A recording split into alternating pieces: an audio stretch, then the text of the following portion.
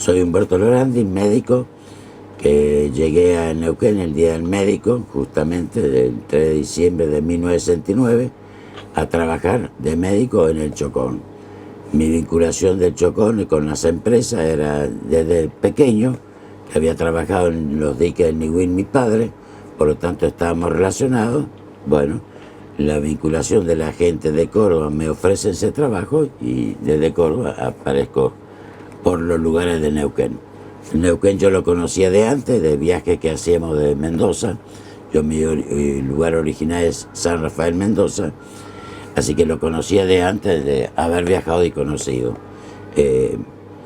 Me acuerdo siempre de la patente con el Pico Nevado en Lanín, que era una de las patentes más bonitas de auto que había. Bueno, llegué al Chocón, había conflicto con el médico que estaba. El médico era hijo de un profesor de la cátedra de anatomía de la Universidad de la UBA, o sea que no era ningún improvisado, pero bueno, no lo querían, no estaban aceptando ese tema, había mucho conflicto, así que él se va y quedamos ahí con el verdadero paro que comienza en enero, que fue una huelga que duró bastante tiempo. En el cual uno podría contar muchas anécdotas de esa huelga. Hay muy poco escrito de la huelga del Chocón. Cuéntelas. Muy poco escrito. Y sería como para escribirlo un poco más con los diferentes componentes de eso. Yo le puedo decir que como médico del Chocón teníamos un vehículo que nos daba la empresa, porque estaba el obrador provisorio y la villa permanente, que es la que ustedes conocen cuando van ahora.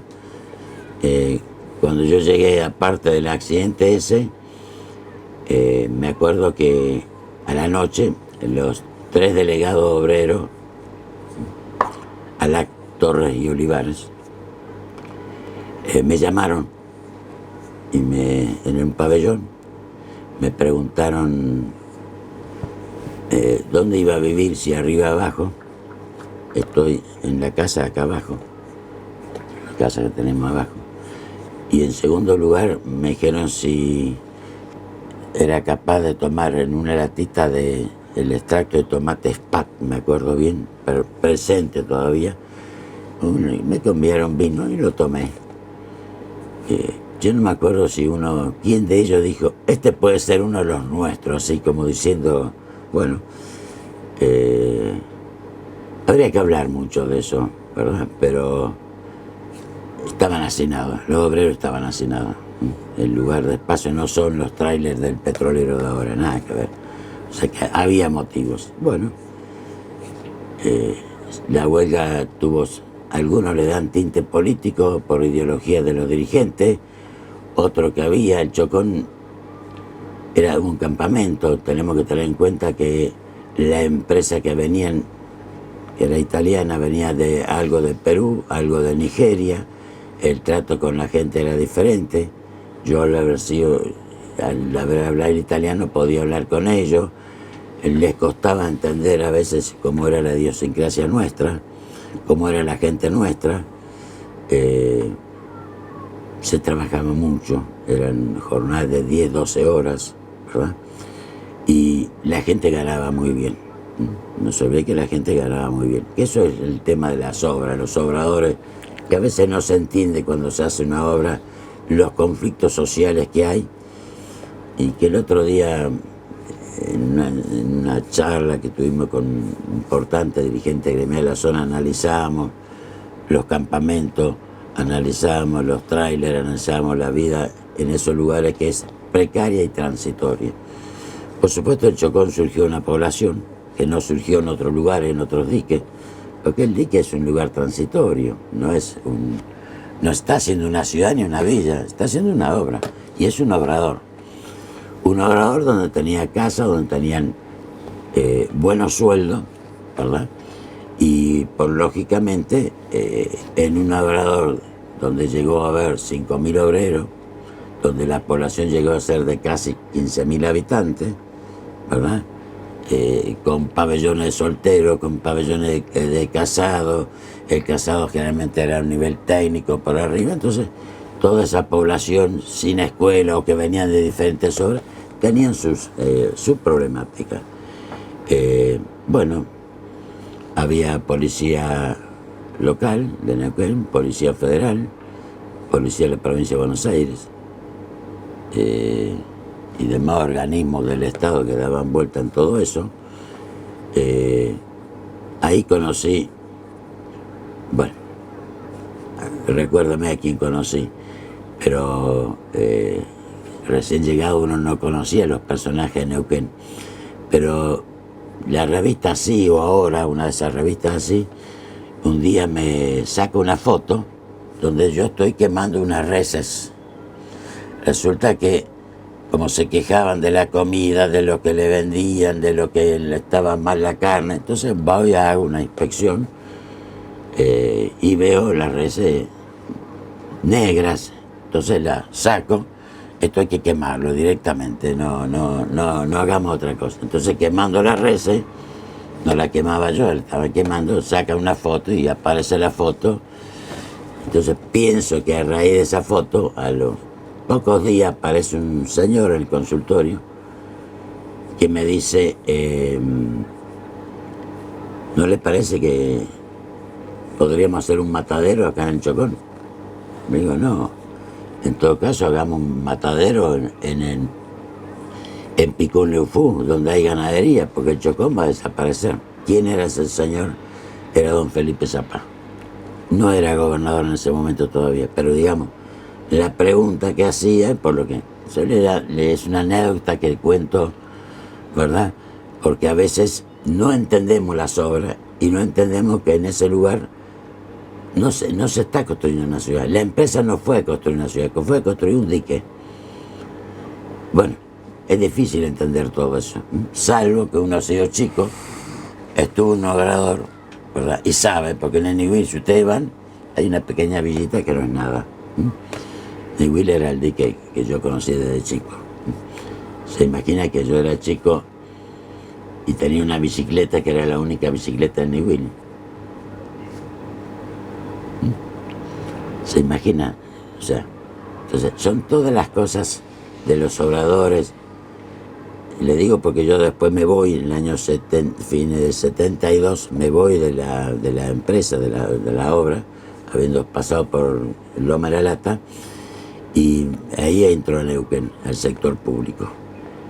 Y el camino que era a seguir era o la demás obra, Piedra del Águila, o bien Yacyretá o Salto Grande, que era la obra que continúa. Entonces uno como médico también tiene que decidir un poco si se estabiliza o hace la vida de obrador en obrador, que es una medicina muy particular. No se olvide que la empresa constructora de un dique no hace una medicina. Me acuerdo que Ondar, presidente de Hidronor, y Sureda, vicepresidente, al hospital que tenemos allá nos decía el elefante blanco. Nosotros le íbamos a pedir, pero para ellos era un elefante blanco. No sé si me entienden. No se estaba haciendo un hospital. Y para ellos todo lo que es el gasto de medicina era gasto. Y para nosotros eran médicos, y eran pacientes, y eran personas. Entonces, a veces hay choques de todo eso, difíciles de entender. Si hoy en una sociedad normal todo el mundo entiende que la medicina y la enfermedad es un gasto, y para cualquier familia cuando se enferma hay un gasto, para el Estado es lo mismo. Para el médico no, para el médico piensa que es la salud. Entonces, son conceptos que no se ha cambiado mucho. Bueno, podemos hacer muchas cosas en Chocón. Vamos a contar alguna anécdota. Por ejemplo, teníamos un vehículo y tenía un pase libre dado por la empresa, pase libre dado por los huelguistas. Yo con los huelguistas, siempre con mucho respeto, los atendí y nos permitía ir de un lugar a otro. Una noche, voy a omitir, escúcheme bien, voy a omitir el nombre de personajes o funcionarios que había, ¿sí? Porque la historia argentina tiene algunas limitaciones, se arranca de tal periodo y no para atrás. Entonces cuando uno cuenta la historia, debería contar desde que nace una persona hasta que muere. La juventud, la adolescencia también tiene que estar. Entonces, no quiero entrar en polémica por ahora, salvo que alguien lo quiera hacer. Entonces, vuelvo a decirle, una anécdota hermosa, una noche hermosa. Me llaman y a la seccional, la policía que estaba ahí, y me encuentro con varios policías, con el pantalón bajo y con una diarrea tremenda en el medio del campo. Una diarrea tremenda, bueno. Diarrea. Lo revisamos, lo tratamos un poco y buscamos el otro día qué puede ser. Fíjese que en el Chocón estaba la olla popular. Pero en la olla popular que hacían los obreros, también podía comer la policía y cualquiera, era popular. Una investigación de los residuos de alimentos encontramos después sal inglesa, lo que ustedes conocen como sal inglesa. Cuando fueron los policías le echaron sal inglesa. No mataron a nadie, pero una anécdota, ¿verdad? Tampoco se pudo denunciar.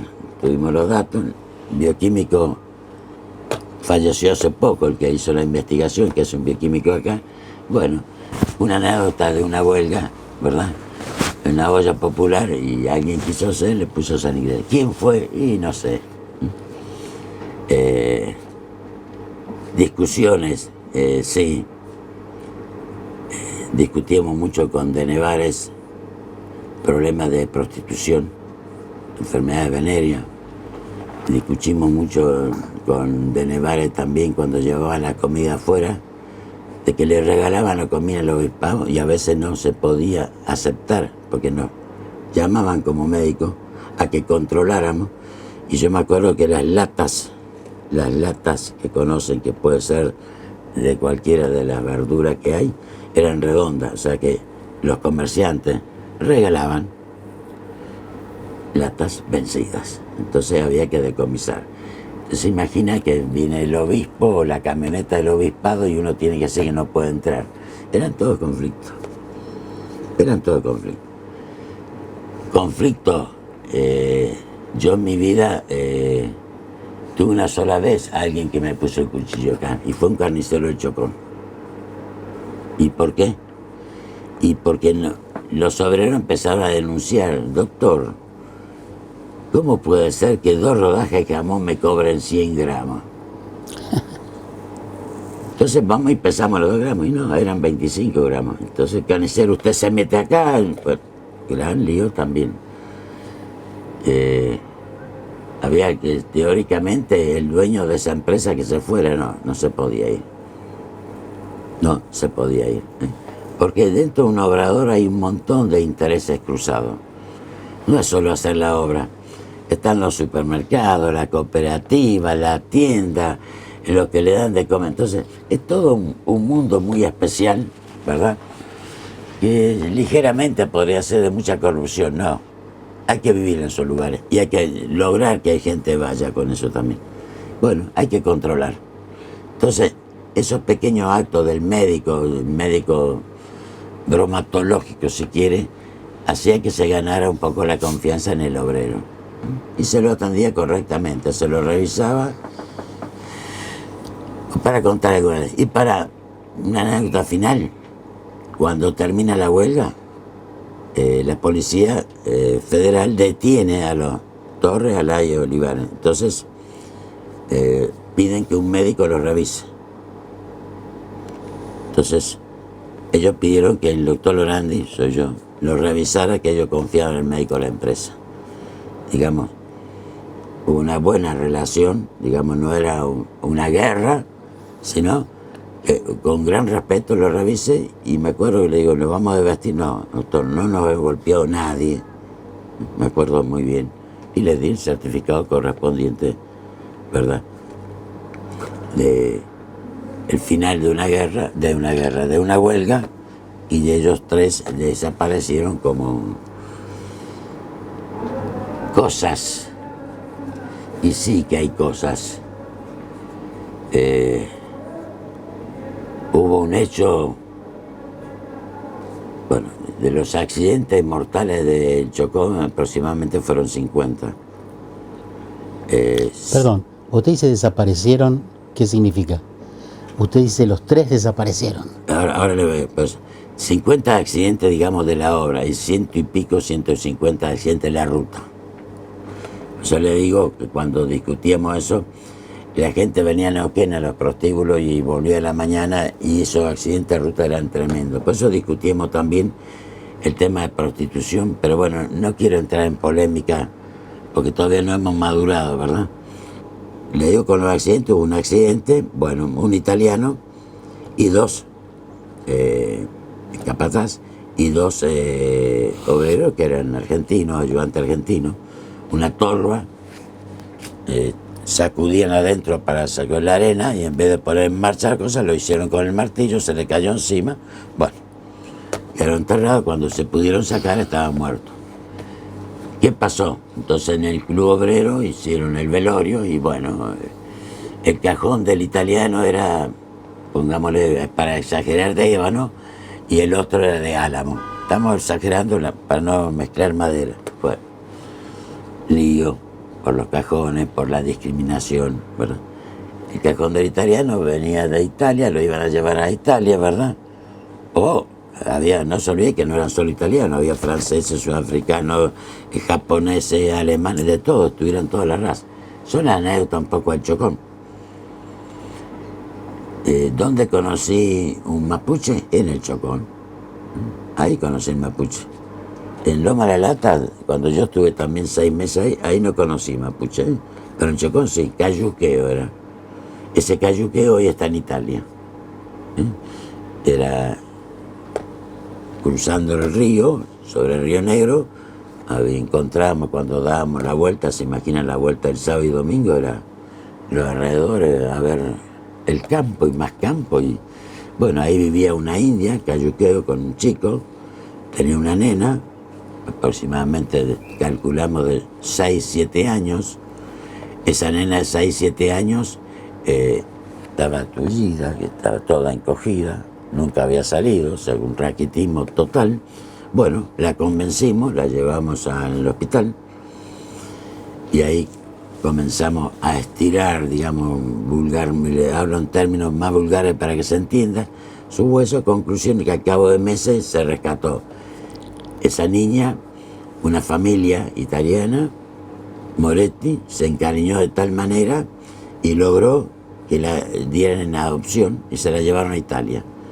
En Milán, si ustedes van, está la casa, está la chica esta, que por supuesto el desarrollo intelectual fue mínimo, ¿verdad? Pero bueno, para que veamos que no siempre se despreciaba a la gente, sino que también había mucha gente que apreciaba eso. Y no era un trofeo de guerra a un indio, sino esa chiquita, el cariño que se había afectado.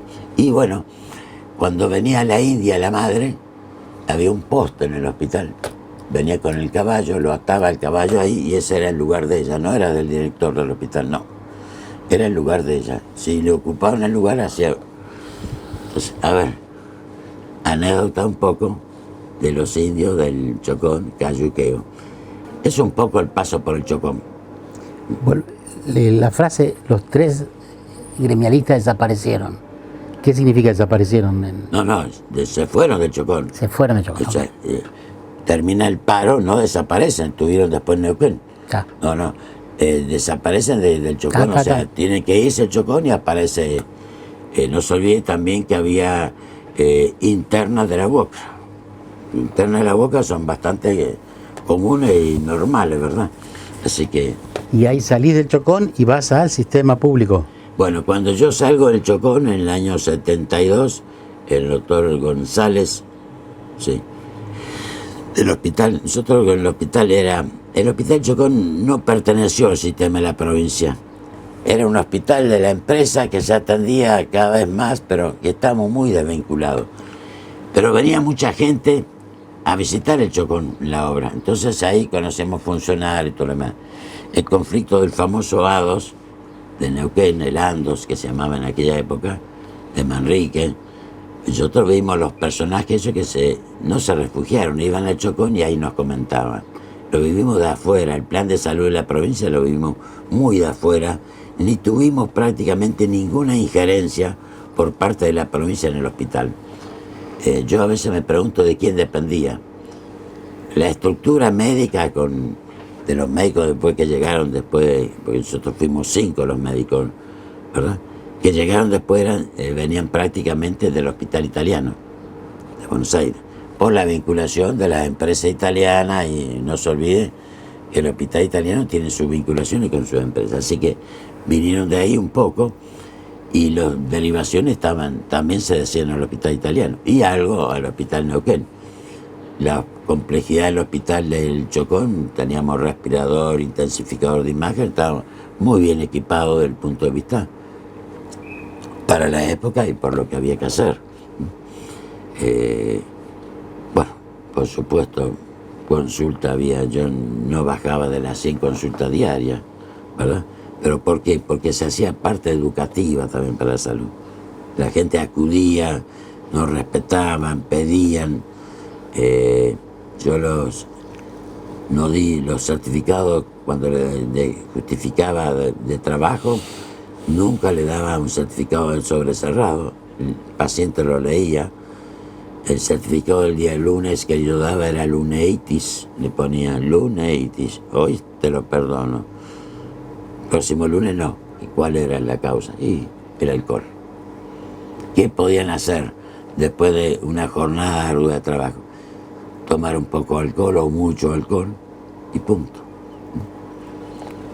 O bien, cuando recibían las prostitutas hacer la cola, que nosotros los médicos decíamos que la prostituta del Chocón ganaba más que nosotros.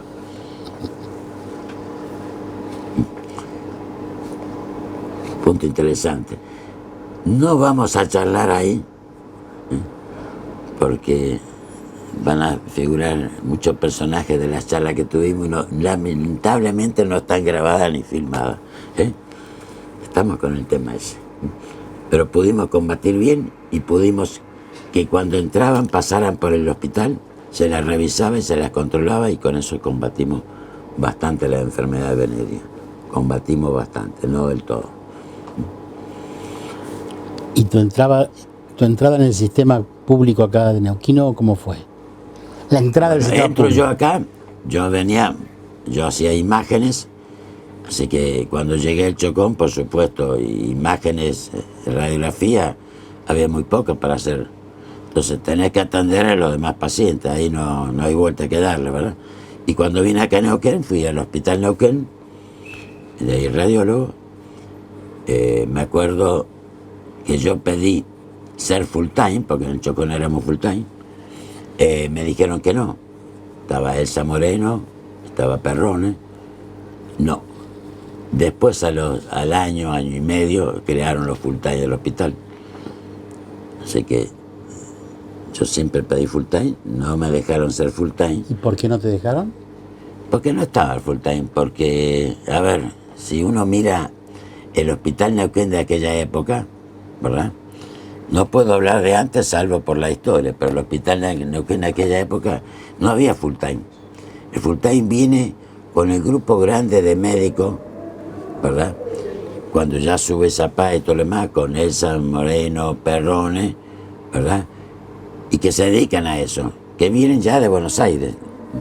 Entonces ahí viene el periodo de Lozada, de Kremer, de Heller, de Calvo, Heller del hospital Heller, ¿verdad? Givi, Maletti, ahí se crea el grupo, ¿verdad? Que son los que le dan un cambio al hospital, del clásico hospital, donde el médico iba al hospital porque tenía que pertenecer al hospital, pero perdóname, se rajaban del hospital. Si tenía que estar 5 horas, no. Lo clásico que conocimos, quienes tenemos unos años, lo que era la medicina de aquella época. Y la gente que vino nuevo eran de 7, 8 horas y de dedicación exclusiva. La dedicación exclusiva, hay un error a veces, que la gente cree que tiene que estar muchas horas. No. Dedicación exclusiva o full time significa que yo trabajo en ese lugar y nada más. Y la jornada puede ser de 5, 7, 8 o la que se establezca. Pero ahí, digamos, apareció. Esa gente, aunque le parezca mentira, por mucho que se habla, rápidamente dejó de ser full time. Y ahí creó una gran división con los médicos que estaban, que se rajaban, como yo digo, o estaban poco, con estos que habían llegado, que estaban mucho.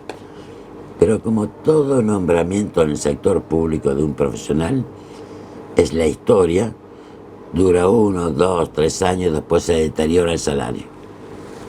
En un país con inflación, que nunca hemos dejado de tenerla, lo que usted pacta hoy, si se mantiene en el tiempo, automáticamente. Por lo tanto,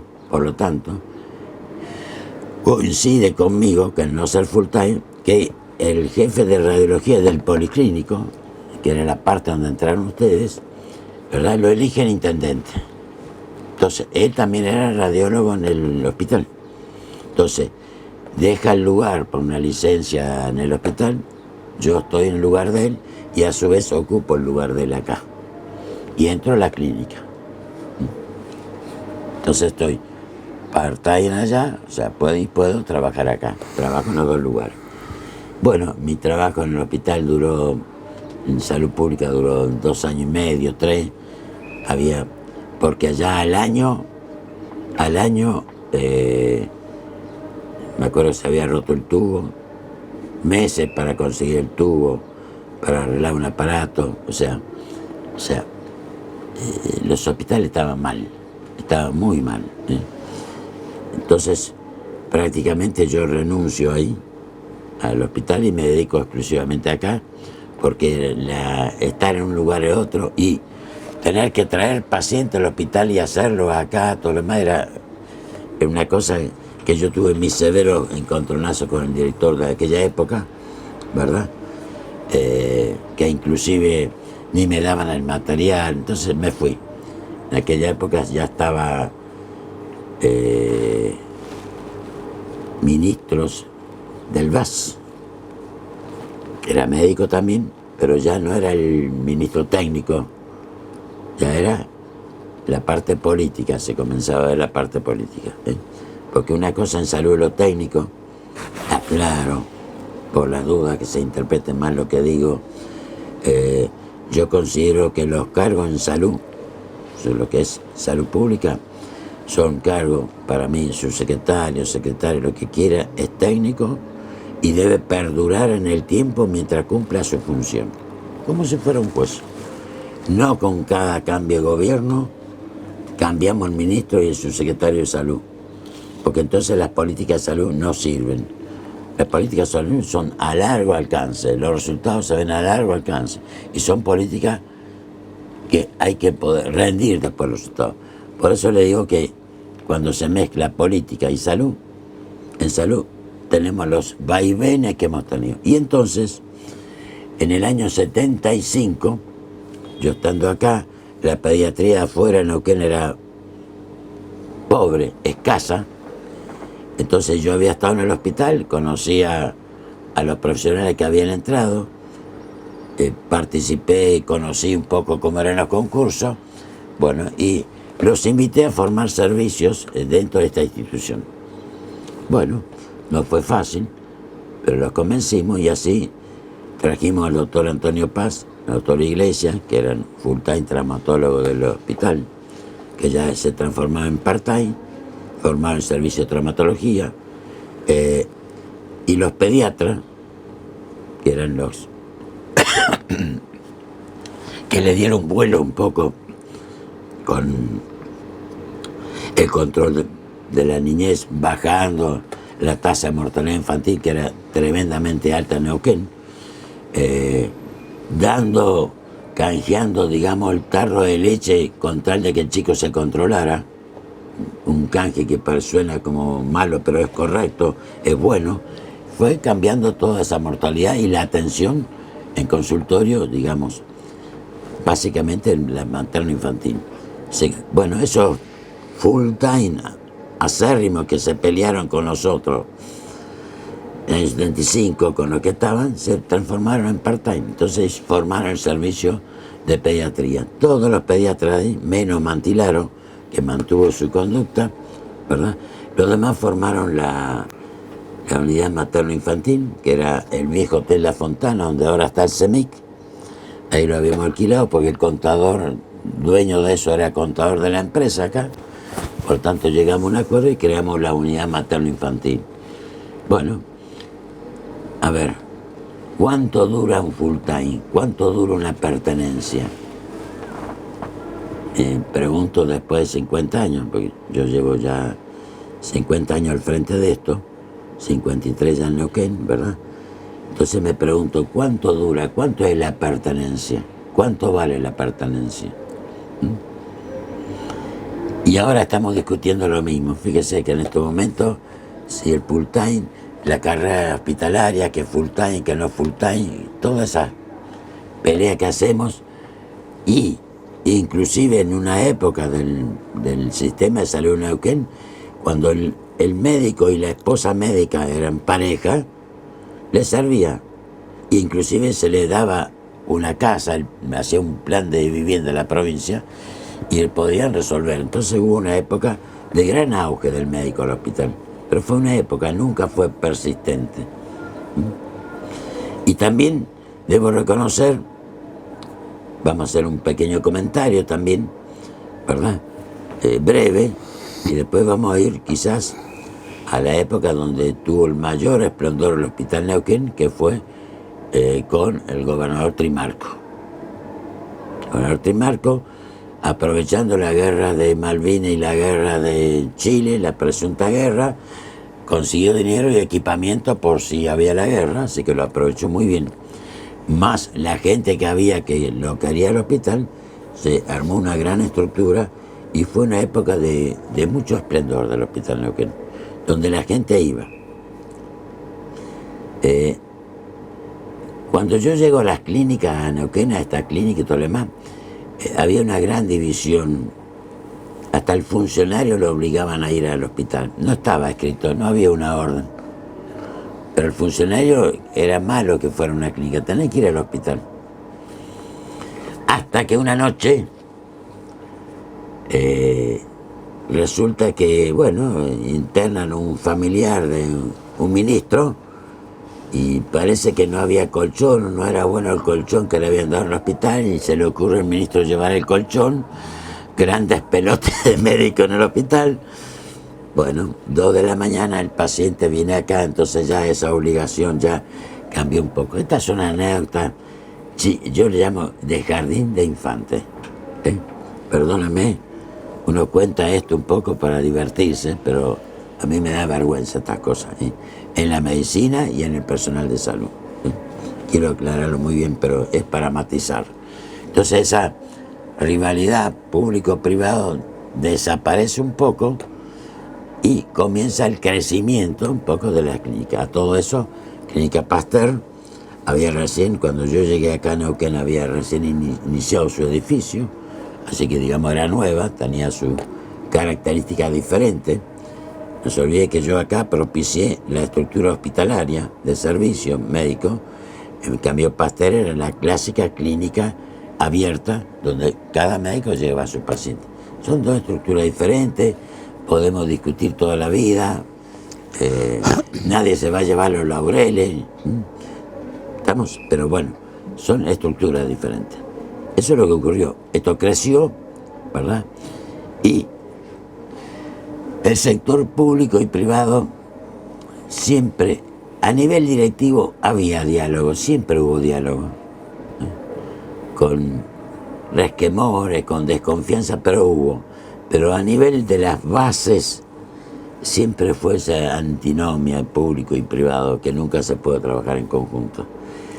Yo recuerdo bien, ya estamos hablando en época de Trimarco, en una reunión que tuve con el que era secretario después de salud, y que en aquella época anterior yo lo había conocido como jefe de zona de San Martín de los Andes, el doctor Antonio García, que estaban los médicos afuera y no tenían dónde internar, y estaba el hospital que podía internar de San Martín. Yo le había propuesto, a ver, ¿por qué no trabajan a la mañana en el sector público, atienden todo lo público, y a la tarde le permiten a los médicos privados, les llamaban privados de afuera, que vayan y atiendan o puedan internar pacientes en el hospital? Esa prueba existió en el Hospital de Clínica en un periodo también de Buenos Aires. Después desaparece. Se podía aprovechar la infraestructura, no se creaban cosas. Bueno, A nivel directivo estábamos de acuerdo, pero cuando llegábamos a donde había que realizarlo, nunca se pudo hacer. Entonces tenemos sectores obsoletos. Tenemos que la medicina se atiende en horario de comercio, y no es así. La enfermera no tiene horario de comercio. Tenemos la guardia, en vez de tener un consultorio de atención permanente las 24 horas, con más médicos en determinado horario y menos médicos en otro. Todas esas cosas que se podían haber hecho, que uno las piensa y todo lo demás, y no hay caso, no las hacemos. No las hacemos. Entonces, cuento esta anécdota porque, digamos, a nivel funcionario siempre hubo relación. ¿Qué puedo decir? Bueno, en el 76 se produce un golpe de Estado, cambian las autoridades acá y las autoridades de salud, no sé con qué motivo, pero sugiriéramos que hiciéramos una evaluación de todo el sector de salud de la provincia, a ver qué había. Entonces, una evaluación, sector público y privado. Se formó una comisión, yo iba por la acción de clínica, iba un médico por el hospital, iba un médico por la subsecretaría de salud, un médico por helados. Bueno, éramos 5 o 6, y los fines de semana recorríamos el lugar, sacábamos fotografía, entrevistábamos a los médicos.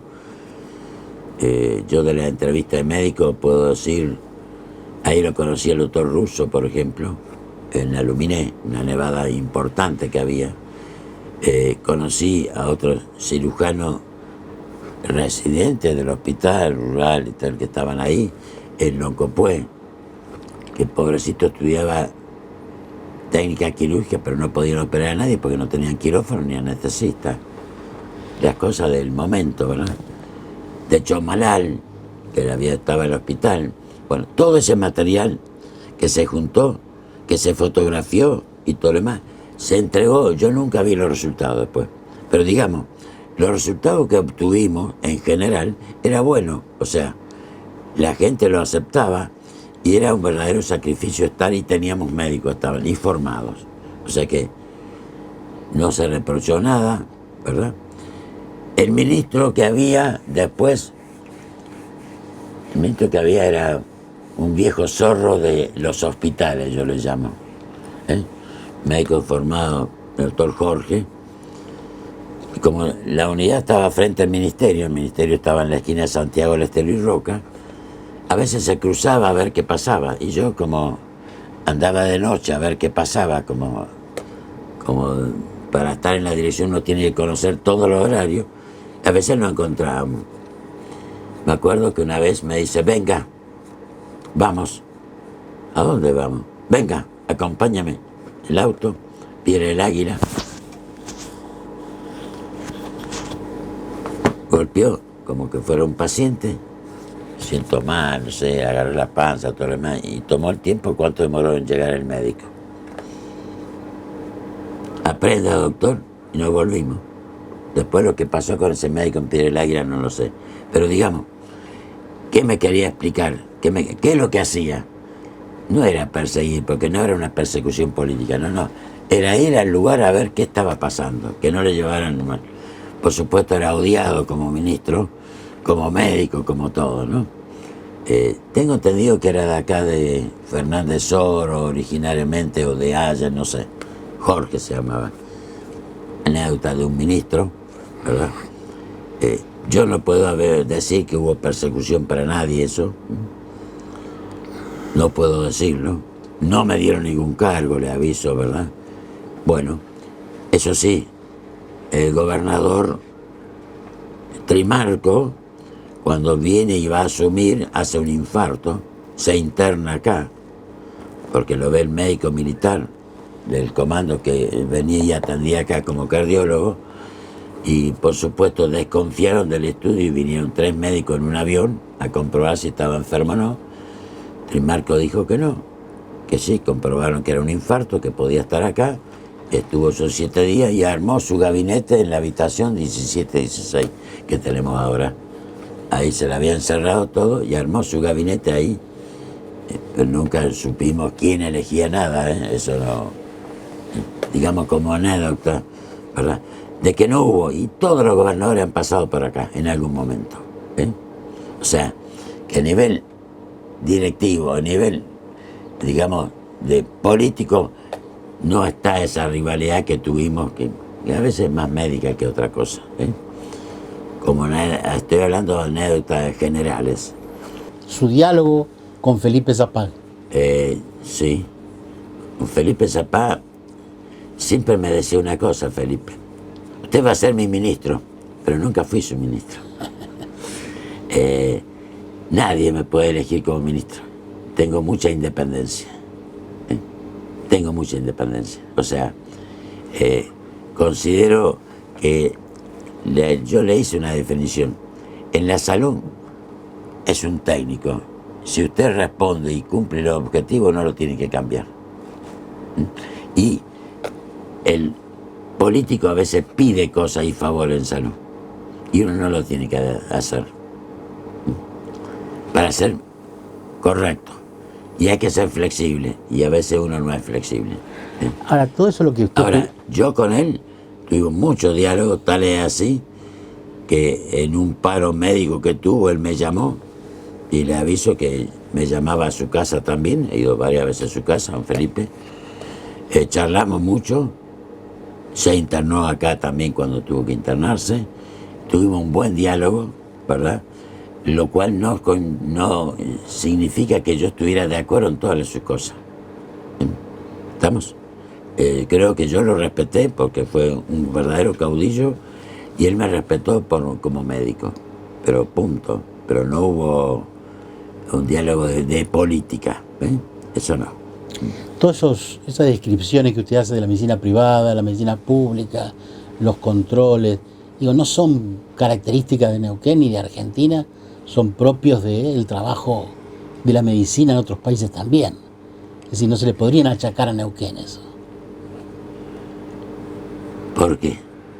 Porque lo podemos ver en países centrales también, esos problemas. La autonomía del médico, la rivalidad entre lo público y lo privado. A ver, cuando uno habla Neuquén lo que tenía, Neuquén lo que tuvo, a diferencia de otras provincias, un sistema público muy fuerte. Sí, yo le dije al sector público los años que tuvo el sector público, y después tiene una decadencia el sector público. El sector público tuvo hasta digamos 78, 80, y después tiene una decadencia. Pero la decadencia, ¿por qué es? Por recursos, por formación y por los profesionales del sector. Es muy difícil. Además, la salud, mantener la salud y todo lo que se pide, es muy caro. Hay que tener todos los elementos. No se olvide que la obra social, acá cuando tuvo la época de Vaca Narvaja, que quiso juntar todo el dinero público y privado para hacer un fondo, digamos, y administrarlo y todo lo demás, no se llegó a un acuerdo, ni con los sindicatos de las obras sociales, ni con el instituto. A ver, el instituto, yo siempre digo que es el Ministerio de Salud rico de la provincia, y el de Salud Pública es el pobre. ¿Por qué? ¿Por qué? ¿Por qué? Explica. ¿Cuál es su respuesta? ¿Por qué? Porque, escúchame, porque este país tenemos, a ver, ni tenemos la medicina europea, ni que es la inglesa, la italiana, la española, con sus características, ni tenemos la yanqui. Porque la yanqui sería un poco de esto, pero dependemos de las obras sociales.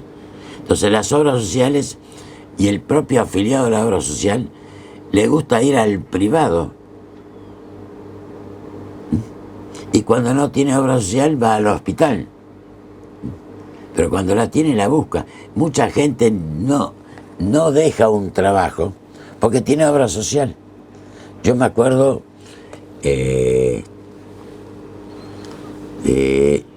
no sé si Fiat, si Philips, no me acuerdo, una de estas empresas que no ganaban mucho, pero tenía una muy buena obra social.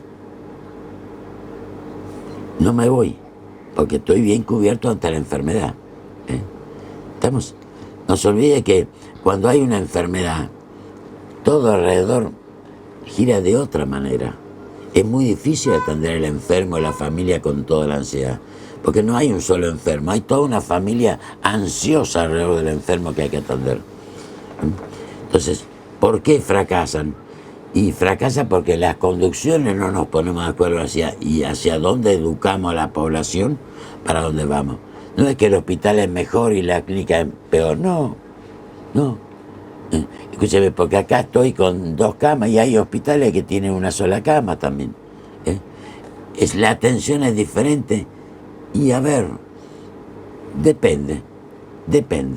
Hay lugares que es diferente, hay otros lugares que no. Acá el hospital, podemos decir que tiene una muy buena atención.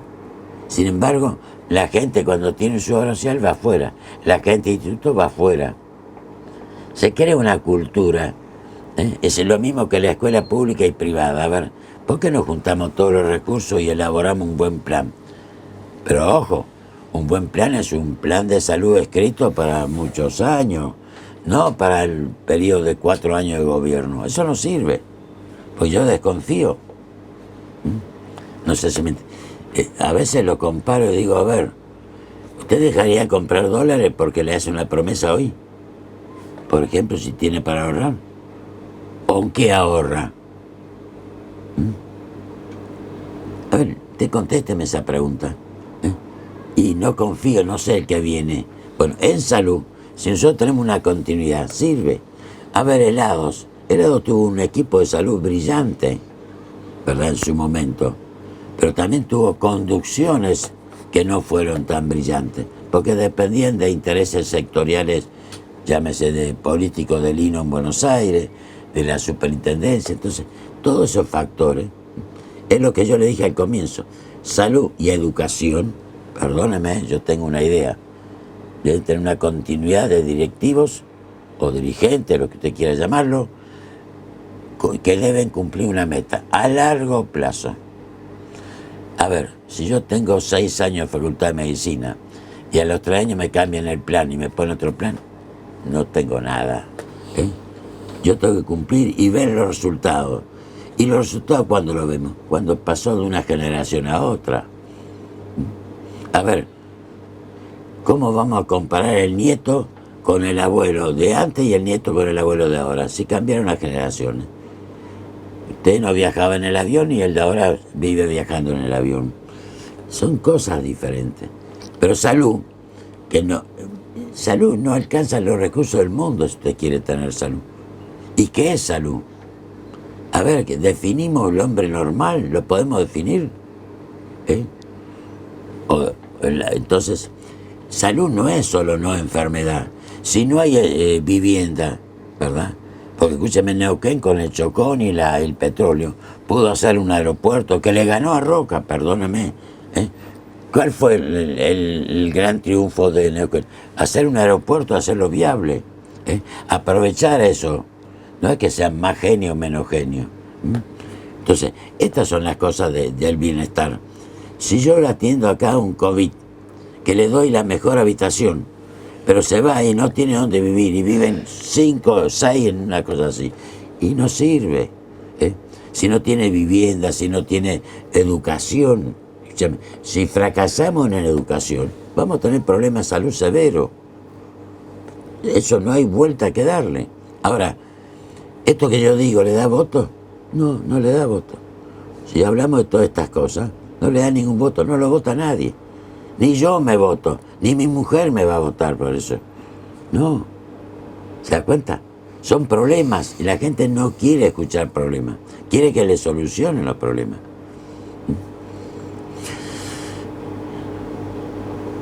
¿Y entonces? ¿Y entonces qué hacemos?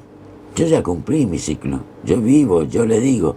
Yo cuando le narro algunas cosas, le digo lo que dije con Antonio García en el año 78, ¿verdad?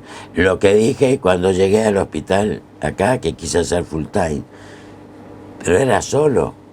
Y conmigo había otro, pero no era la decisión política. A ver, en los planes de cualquier partido político, Salud tiene un pedacito que no dice nada. No dice nada. Díceme, la carrera de... ¿Por qué hablamos de la carrera del hospital ahora, que el conflicto que está, que ATE sí, ATE no y todo lo demás? ¿Por qué? Porque no hay una carrera. Y la carrera no es solo cuánto voy a ganar, sino cómo voy a estar, cómo me voy a jubilar, cuál es mi carrera dentro del hospital. Eso no está. Entonces no tengo estímulo, entonces voy afuera. A veces viene el médico al hospital, yo le digo, vienen con gastritis e inanición. Y no saben que afuera van a ganar menos que adentro. Porque para tener pacientes afuera hay que tener prestigio, un montón de cosas. Los viejos médicos que estaban en el hospital tenían prestigio, iban al hospital y atendían gratis el hospital y el prestigio afuera. Esa era la medicina de antes, con tasas de mortalidad enormes, con falta de control enorme. Pero hoy tenemos otro mundo. Ese médico hay que prepararlo para otra manera. Entonces, estas cosas, ¿verdad?, que uno aprende. A ver, sanitarismo. Yo le voy a decir una cosa. Siempre lo dije, no es de ahora, pues yo fui dirigente de acción de clínica muchos años. Yo dije, sanitarista o auditor de una obra social, que es el equivalente de un inspector para cualquier... Primero debe tener 10 años de profesión, saber lo que es atender a un paciente, lo que es la enfermedad, y después puede ser el inspector que me viene a controlar. O bien puede elaborar un plan de salud. Pero esto que yo me recibo de médico, que no vi nunca un paciente, que agarro los libritos esos, que los tengo ahí, ¿verdad?, los leo, y vengo y quiero inventar un plan de salud. No, señor. Perrone, cuando vino acá, antes fue médico en Río Negro, y no fue médico en Roca, fue médico en Maquinchao, en Jacobás, afuera, conocido. En los Menucos. En los Menucos estuvo. En los Menucos, bueno. Fue médico que conocían, sabían lo que era. Si yo no, usted no estuvo en una obra, no puede hablar de una medicina en la obra. No sé si me entienden. Yo me acuerdo de un ingeniero en la obra que me dijo un día por qué yo recetaba 40 gotas de paratropina y no recetaba 35. Le digo, ¿y por qué me hace esa pregunta? Porque mire, la empresa gastó 100 frascos de esto, si yo le doy 5 gotas menos me ahorro esto. Típico ingeniero pijotero que le dije, que fue a quien le elevé la renuncia al mes porque ya andamos. A ver, pero hay que estar, hay que ver. Estamos, hay que saber también si todos los medicamentos que damos sirven o no. Hay que conocer, hay que tener experiencia. Y la experiencia, a ver, los indios, de los indios viejos, no tenían jubilados paseando en la plaza, como hacemos nosotros ahí, que no hay nadie, sino que tenían el consejo anciano, donde los escuchaban su experiencia. Pero mi experiencia es que no hemos podido juntar los factores. Y hablaba con Zapá, hablaba con Salvatori. ¿Y usted como dirigente de clínica y sanatorio, había también esas heterogeneidades adentro? ¿Tenían esos conflictos? En las clínicas y sanatorios, a ver, colegios médicos, clínica y sanatorio son agrupaciones para cobrar y para pedir aumento. Pero no nos reunimos nunca para crear estructura. Cuando hablamos de estructura, es charla de borracho. No. Por eso usted va a ver ahora que los colegios médicos se desintegran, la sociedad de anestesia, la sociedad de trauma. ¿Por qué? Porque no son verdaderas estructuras, ¿verdad?, ni científica ni sanitaria. Han perdido todo eso. Entonces, cuando yo estaba ahí, sí, tuve muchos años. Y era buen dirigente cuando le conseguía aumento y cobrábamos en forma. Cuando no cobraban en forma, hay que hacer un paro. Y hacemos el paro y me atendían lo mismo, me ponían los cuernos. ¿Estamos? ¿Y cómo se arregla esto? ¿Cómo se arregla? Porque partimos del conflicto público-privado, ahora aparece una idea de los intereses que no estaban. Es un juego de intereses tremendo, con reglas del juego clara. Con reglas del juego clara. Pero para eso se necesita un Estado fuerte. A ver, pero no se olvide usted que los sindicatos de pintores, los sindicatos de músicos en serio, o de compositores, o de poetas, no existen. No existen. O de actores. porque después son figuras que cuando sobresalen empieza lo otro. A ver, si yo soy un excelente profesional, opero bien, no tengo mortalidad y todo lo demás, ¿por qué voy a cobrar lo mismo del otro que está aprendiendo? Esa distorsión que hacemos en los pagos, en el salario, en todas las cosas. A ver, las obras sociales, el conflicto del colegio médico. Les puedo contar el conflicto y de paso ve lo de Felipe Zapá. Bueno, cuando asume Felipe Zapá después del proceso, se había logrado que un grupito de médicos, yo estaba en el colegio médico en esa época, ¿verdad? Cobraron un diferenciado. O sea, solamente el 20% de los médicos, y siempre que hubiera uno más, podía cobrar un diferenciado. Le cobraba al paciente, si la consulta era 100 pesos, le podía cobrar 20 pesos más. Ese era ser diferenciado. Pero era un grupito seleccionado, ¿verdad? Que generalmente en esa época, en la de ahora, también se digitaba. No se va a creer que era muy democrático. Pero bueno, se consiguieron. En general, tiene que saber que los pediatras del hospital, Kremer, Heller y digamos todos los que fueron jefes de los concursos del hospital, los full time famosos, más Paz y todo lo demás, fueron los que lo obtuvieron, que eran los médicos más jerarquizados por el hospital y afuera. Ellos lo obtuvieron. Cuando después viene Felipe, el colegio médico de aquella época quiere tener los médicos por antigüedad, extenderlo a más médicos. El diferenciado era solamente el 20% del total de los médicos lo podían tener, y siempre y cuando un especialista se le daba que hubiera otro que pudiera atender sin diferenciado. Eso era el principio.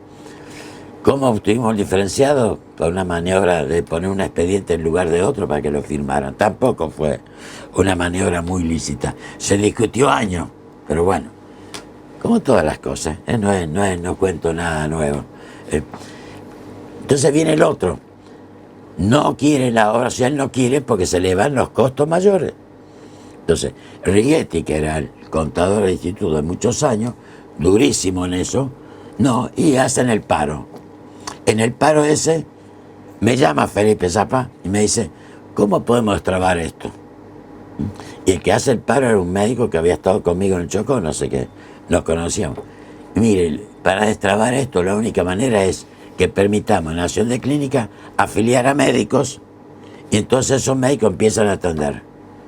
Bueno, que es ruptura del colegio médico. Pero las clínicas también tenían problemas, porque si el médico no trabaja, la clínica no trabaja. Y si hace huelga y no trabaja, ¿cómo paga los sueldos a fin de mes? O sea, es toda una cadena. ¿Se da cuenta? Entonces ahí viene una ruptura de los médicos que se van del colegio médico. Y van a ese lugar porque atienden. Es como ahora. Ahora siempre usted va a conseguir médicos que atiendan. Porque quieren el aumento. El aumento para aquel otro, pero no todo el mundo. ¿Cuánto prestigio de tener un médico para tener 20 turnos todos los días? Mucho prestigio, ¿eh? Y si no es nada. Usted no se olvide que hoy un médico en la consulta está en 1 kilo de asado. Un poco más, un poco menos.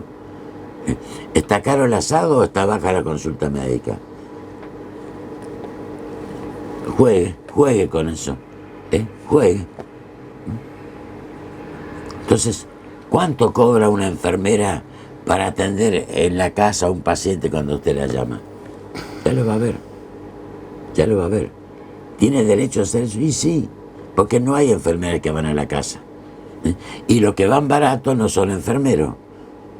Entonces, es el juego de la oferta y la demanda en un país que ni es comunista, ni es capitalista, no es nada.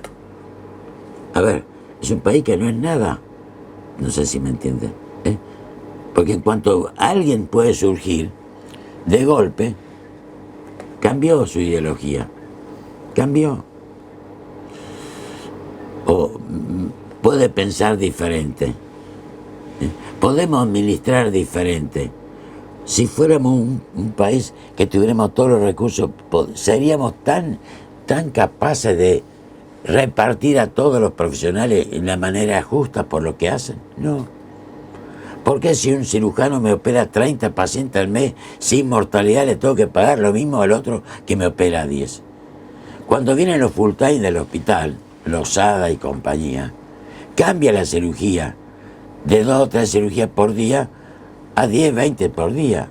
Entonces, ¿por qué diferimos? ¿Por qué el horario de comercio? A ver, ¿por qué tenemos 3 hospitales en el mismo horario, 3 directores de hospital en el mismo horario?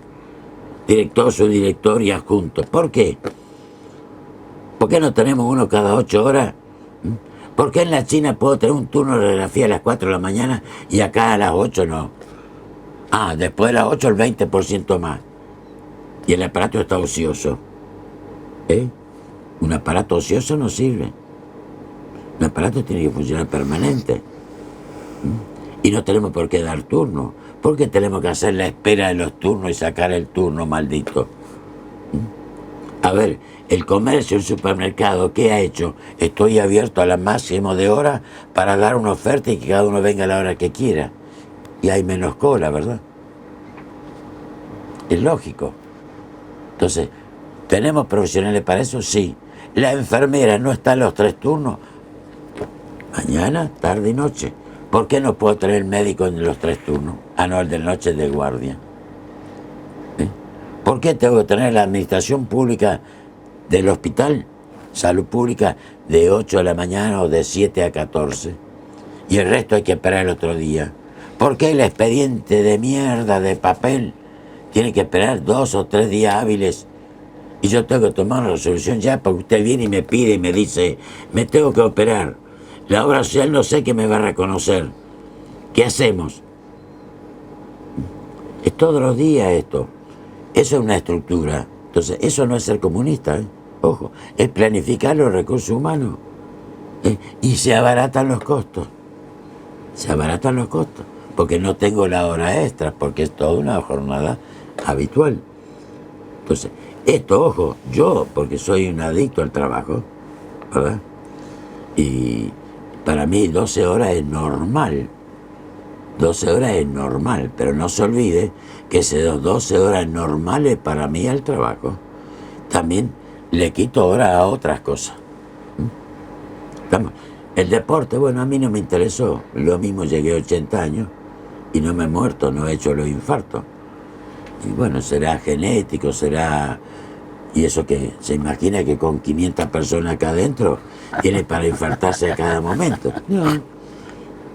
A determinado momento uno lo toma en ciertos problemas como una diversión, ¿verdad? Porque uno ya lo ha vivido tanto que no pasa nada.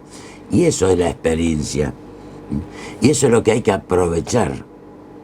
Y no se hace. ¿Una síntesis final?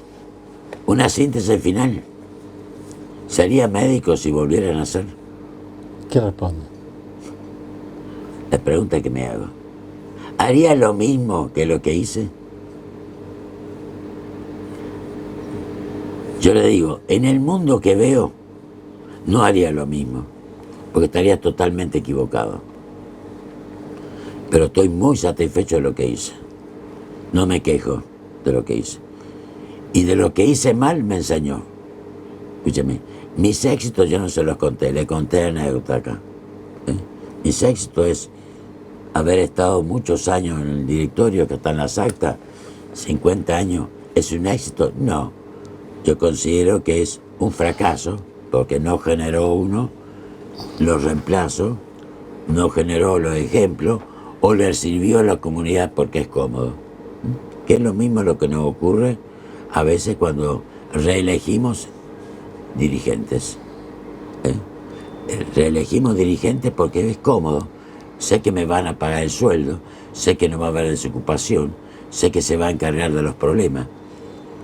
Entonces, en el mundo que viene, que pensamos de esa manera cómodamente, si yo volviera a nacer y hago lo mismo, fracaso. Pero podría hacer otra cosa. Y sí, con la experiencia que uno tiene, es muy fácil, pero esa es leer el diario el lunes, y después el resultado del partido. Y además, a ver, lo que no sería es hincha de Racing, porque como hincha de Racing, sufrí demasiado. Estamos, por ejemplo, ¿verdad? Pero bueno, pero el hincha de Racing tiene una característica muy especial. Y es fanático de ese equipo, ¿verdad? Bueno, cosas que usted me pregunta, difícil. ¿Yo puedo cambiar el mundo? No. Yo no puedo cambiar el mundo. El mundo nos va a cambiar a nosotros, porque estamos haciéndole mucho daño. Estamos haciéndole mucho daño.